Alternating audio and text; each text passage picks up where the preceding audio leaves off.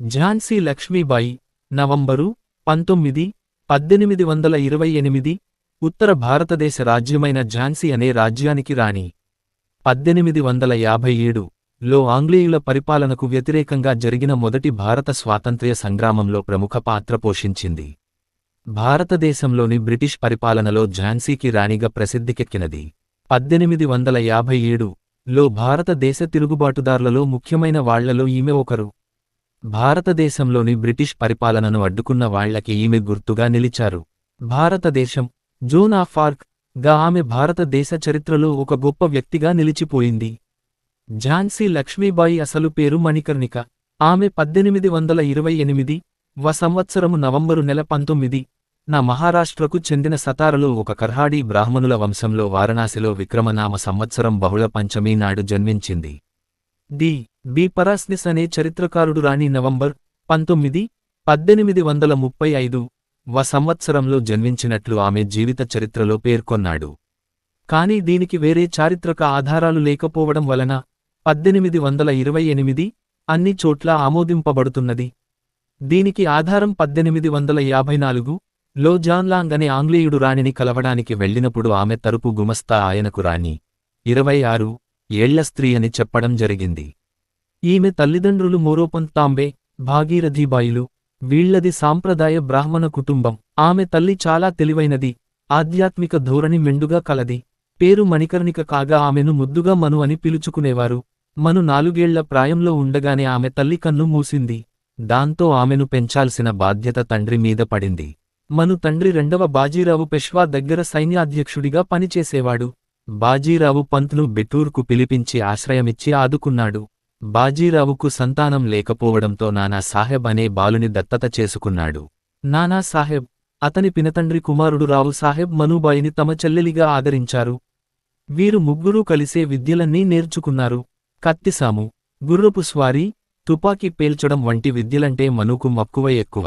ఖడ్గం ధరించి, కళ్ళెం బిగించి గాలి విసురుకు ఉవ్వెత్తుగా ఎగిరే కురులతో గుర్రపు స్వారీ చేస్తూ నానా సాహెబ్ వెంట మనుబాయి దుసుకొని పోయేది. లక్ష్మీబాయికి 13 ఏళ్ల వయసులోనే 1842 లో ఝాన్సీ పట్టణానికి రాజైన గంగాధరరావు నెవల్కార్తో వివాహమైంది. దీంతో ఆమె ఝాన్సీ పట్టణానికి మహారాణి అయింది.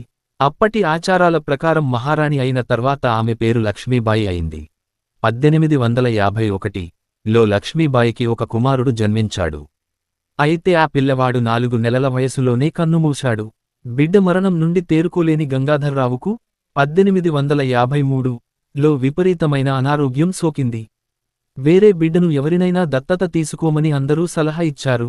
దాంతో ఆయనకు దూరపు బంధువైన వాసుదేవ నేవల్కర్ కుమారుడైన దామోదర్ రావు అనే పిల్లవాడిని చనిపోవడానికి కేవలం ఒక్కరోజు ముందుగానే దత్తత తీసుకున్నారు. 1853 నవంబర్ 21 తేదీన గంగాధరరావు మరణించాడు. వివాహం తరువాత ఆమె పేరు లక్ష్మీబాయిగా మార్చబడింది. సభలో ఆమె తండ్రికున్న ప్రాబల్యం వలన మిగిలిన యువతులు, ఎవరైతే జననకి నిర్బంధం చేయబడి ఉంటారో వాళ్లకంటే ఎక్కువ స్వాతంత్ర్యం ఈమెకు ఉండేది. ఆమె సాయుధ దళం, గుర్రపు స్వారీ, విలువిద్యలలో ప్రావీణ్యం సంపాదించింది. అంతేకాకుండా తన స్నేహితురాళ్లందరినీ చేర్చుకుని సభలో ఒక సైన్యాన్ని తయారుచేసింది. గంగాధర్రావు మరణించే సమయానికి డల్హౌసీ భారత గవర్నర్ జనరల్ గా ఉన్నాడు. హిందూ సాంప్రదాయం ప్రకారం దామోదర్ రావు రాజ్యానికి వారసుడు కావలసి ఉన్న బ్రిటిష్ ప్రభుత్వం అందుకు అంగీకరించలేదు.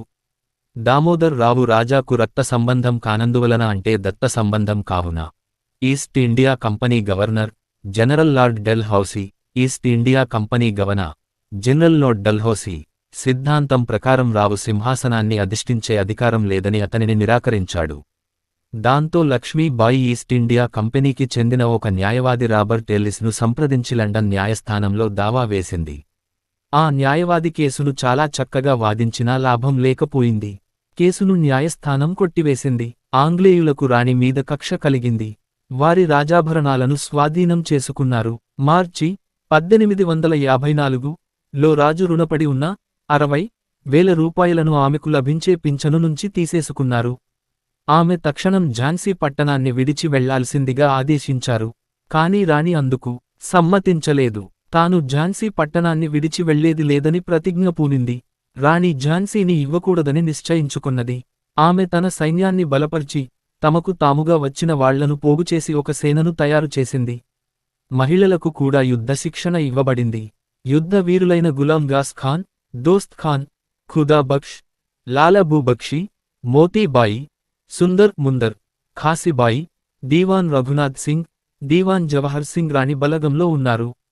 ఝాన్సీ రాణి భారతదేశంలో తిరుగుబాటు గురించి 1859 లో లండన్లో ప్రచురితమైన Chambers history of the revolt in India అనే పుస్తకం నుండి.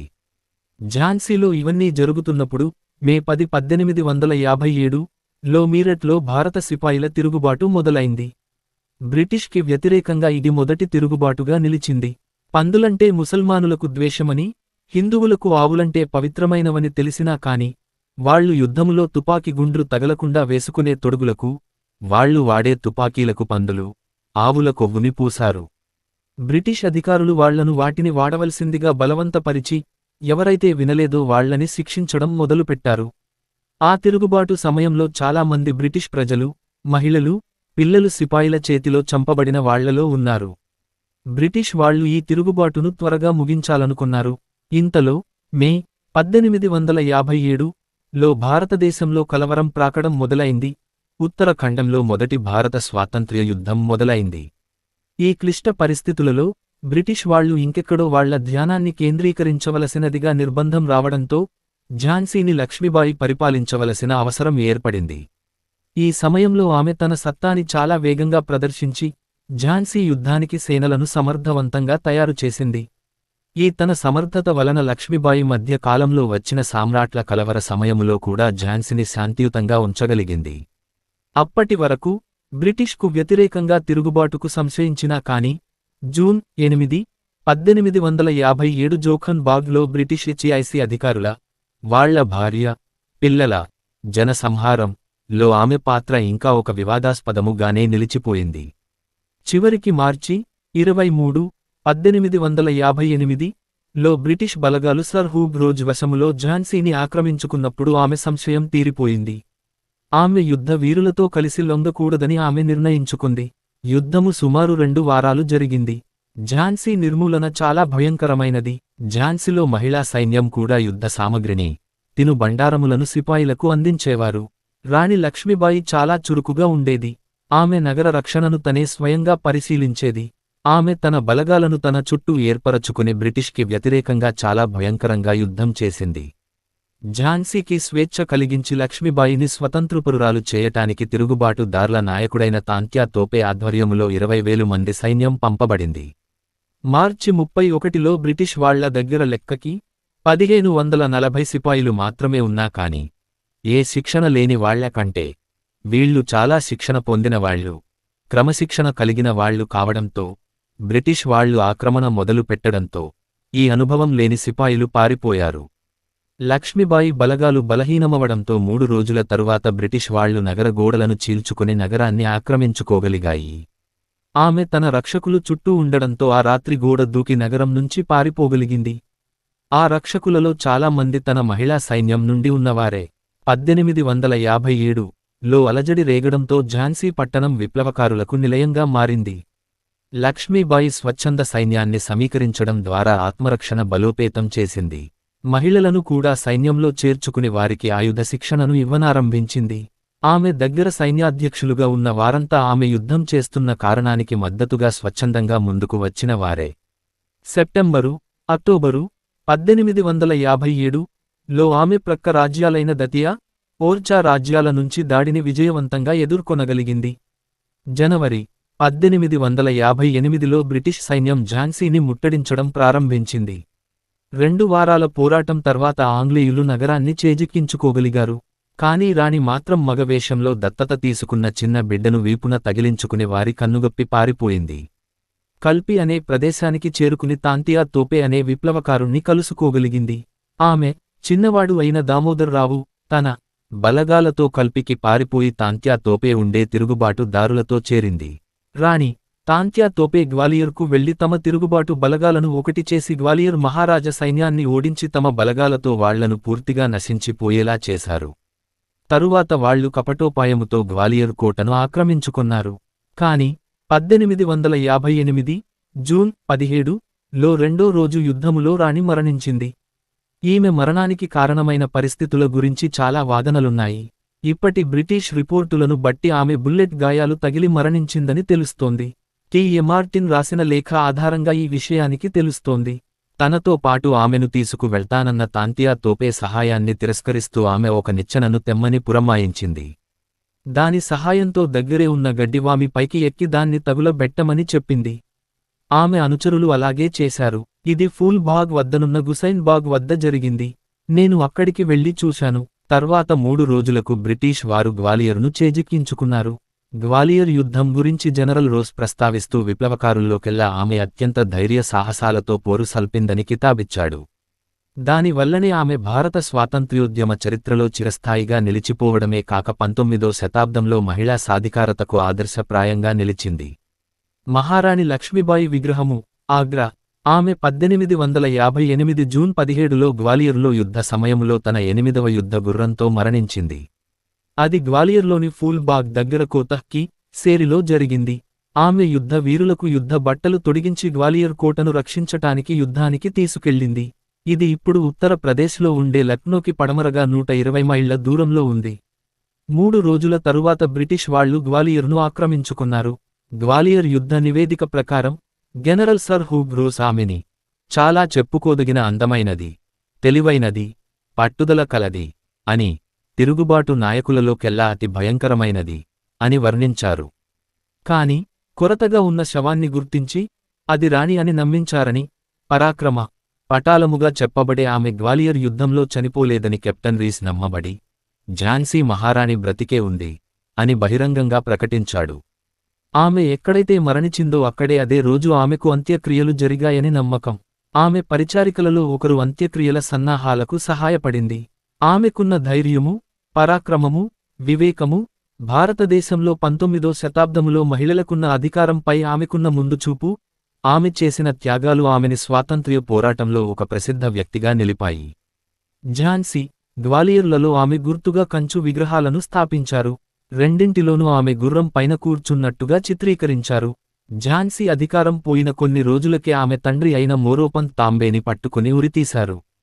తన దత్తపుత్రుడైన దామోదర్ రావు బ్రిటిష్ ప్రభుత్వం నుంచి భరణం ఇవ్వబడ్డాడు. కాని అతనెప్పుడు తమ పిత్రార్జితాన్ని అందుకోలేదు. అది రాణీగారి పెంపకం. రాణి లక్ష్మీబాయి దేశీయ శూరులైంది.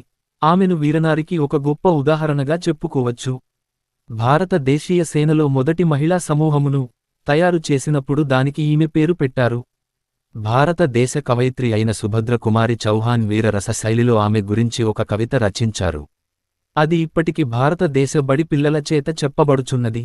1878లో పుస్తకం the history of the Indian mutiny పుస్తకం ప్రకారం కొలోనెల్ మల్లెసన్ చెప్పినదేంటంటే, ఆమె ప్రజల నమ్మకం ప్రకారం ఆమె దౌర్జన్యంగా తిరుగుబాటులోకి రప్పించబడిందని, అది న్యాయమైనదని, వాళ్లకి ఆమె ఎప్పటికీ శూరురాలు. జార్జ్ మాక్డొనాల్డ్ ఫ్రాసేర్ ద్వారా Flashman in the great game, Flashman, రాణి భారతదేశ తిరుగుబాటు కలయికల గురించి వివరించే ఒక చారిత్రాత్మక కల్పిత కథ. మైకేల్ డి గ్రేస్ ద్వారా ఫ్రెంచ్లో ల ఫెమ్ ఏ సాక్రీ, ఝాన్సీ రాణి జీవితానికి సంబంధించిన ఒక కల్పన కథలో రచయిత, రాణికి, ఒక ఆంగ్ల వకీలుకు మధ్య ఉన్న ప్రేమ వ్యవహారముపై తనకున్న ఊహాలను రచించాడు. జాన్ మాస్టర్స్ ద్వారా నైట్ రన్నర్స్ ఆఫ్ బెంగాల్లో లక్ష్మీబాయి ఆధారంగా, బ్రిటిష్ అధికారి అయిన రాడ్నీ సవాజ్కు, రాణికి మధ్య ఉన్న సంబంధం గురించి ఒక కల్పిత కథ లభిస్తోంది.